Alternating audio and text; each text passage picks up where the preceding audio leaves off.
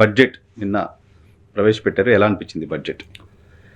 ఇందులో పెద్ద కొత్తదనం అయితే ఏం కనపడలేదు. అయినా సరే వారు అధికార పార్టీ వారు అన్నిసార్లు బల్లలు తెరిచారంటేనే అది ఏమై ఉంటుందా అని ఒక ఆశ్చర్యమే. వారు అంత అప్రిషియేట్ చేయాల్సినంత పెద్ద బడ్జెట్ కూడా కాదు. తర్వాత ఏదైతే కొత్త వాటి గురించి చెప్పారో, ఆమె నిర్మలా సీతారామన్ గారు 11 సార్లు ఏఐ గురించి మాట్లాడారు. కానీ తీరా చూస్తే బడ్జెట్లో ఏఐకి వారు ఇచ్చినంత ప్రాధాన్యత ఏం కనపడలే. ఇక మిగతా అంశాల విషయంలో కూడా వారు రక్షణ రంగానికి పెంచామని చెప్పారు. ఓకే, రక్షణ రంగానికి పెంచడాన్ని అంతగా తప్పు పట్టేకి లేదు. ఎందుకంటే భారతదేశంలో ముఖ్యంగా ఇటీవల కాలంలో ఏనాడు లేనట్లుగా, గతం నుంచి కూడా ఆ పరిస్థితి ఉండింది, కానీ ఇటీవల కాలంలో అసలు మనకు ఫ్రెండ్సే లేకుండా పోయారు. కరెక్ట్.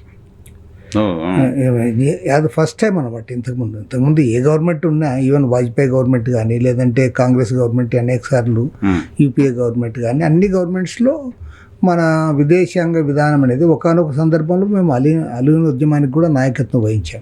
80 దేశాలు 90 దేశాలు ఆనాడు నిజంగా చెప్పాలంటే అమెరికాను ఖాతరే చేసేవాళ్ళం కాదు. మనం థర్డ్ వరల్డ్ కంట్రీస్ తరఫున నిలబడే వాళ్ళము, వాళ్ళకి నాయకత్వ స్థానంలో కూడా ఉన్నాం.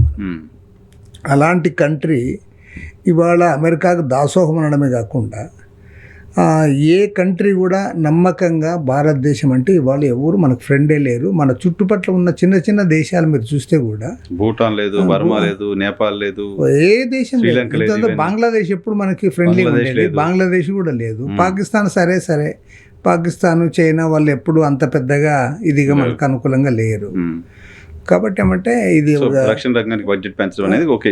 ఇప్పుడు వారంగా దాన్ని జస్టిఫై చేసుకోవడానికి, ఎందుకంటే ఇప్పుడు మనం పెంచుకోవాలి కదా అని చెప్పొచ్చు. ఇంకా మిగతా విషయాలు దాంట్లో వాళ్ళు పెద్దగా చేసింది ఏం చేసి ఉండాల్సింది మీకు ఇప్పుడున్న వర్ధమాన రాజకీయ పరిస్థితుల్లో, భౌగోళిక పరిస్థితుల్లో భారతదేశానికి బడ్జెట్ ఏ యాంగిల్లో ఉండాల్సింది మీకు అనిపించింది? అంటే ఇప్పుడు ఎవరైతే డిప్రెషన్లో ఉన్నారో వాళ్ళని పైకి తేవాలి కదా, అది చేయాలి. ఎవరైనా సరే అధికారంలో ఉన్న వాళ్ళు చూడాల్సింది ఏమంటే బాగున్న వాళ్ళ వైపు కాదు, ఎవరైతే ఏ సెక్షన్స్ ఇబ్బందులు ఫేస్ చేస్తున్నాయి అనేది వాళ్ళు పరిగణలోకి తీసుకోవాలి. అప్పుడు ఫార్మర్స్ ఈ 10 ఏళ్ల కాలంలో ఫార్మర్స్ వాళ్ళు పెద్దగా ముందుకు పోలే. మరి వాళ్ళకి బడ్జెట్లో ఏం చేయలే. నీవు ఇంతకుముందు 6,000 రూపాయలు ఇస్తున్నావు, ఇప్పుడు కూడా 6,000 అంటాను. 6,000 నెగ్లిజిబుల్ మనకు తెలిసిన పరిస్థితి. కాబట్టి ఏమంటే రైతుకి ఏమి, నువ్వు రైతు వైపు చూడలే. తర్వాత ఏదో అగ్రి బిజినెస్ అని అవన్నీ ఇవన్నీ ఎక్స్పోర్ట్స్ అవన్నీ కూడా నీకు చెప్పావు తప్పితే, నీవు కామన్ ఫార్మర్ ఎవరైతే ఉన్నారో, లేదంటే ట్రెడిషనల్ ఫార్మరు, లేదంటే పూర్ ఫార్మరు, వాళ్ళ గురించి నీవు అసలు మాట్లాడవు.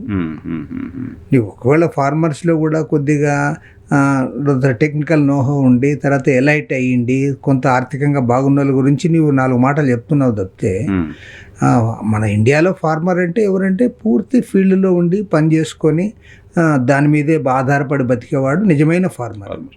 నువ్వు వాళ్ళ గురించి ఏమీ మాట్లాడవు, వాళ్ళకి ఇచ్చే సహాయము పెంచవు.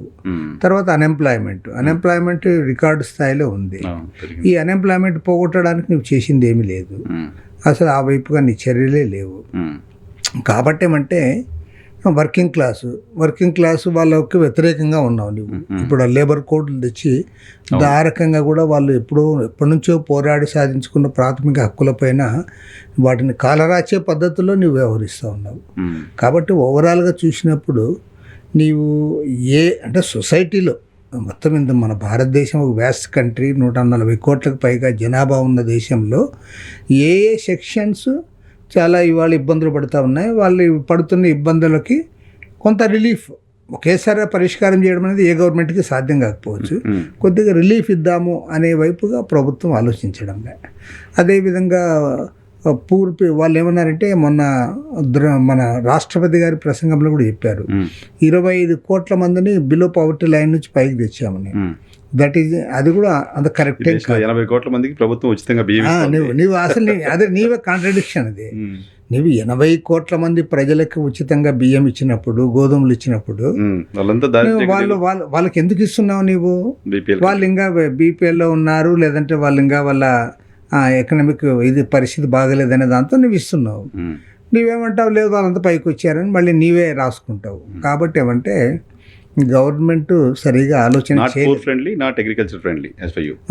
అండ్ ఆల్సో ఇది అన్ఎంప్లాయర్స్ ఎంప్లాయ్మెంట్ వాళ్ళంతా దాన్ని అడ్రస్ చేయలేదు. దాన్ని అడ్రస్ చేయలేదు, దాని గురించి డిస్కస్ చేయడం లే. ఓకే.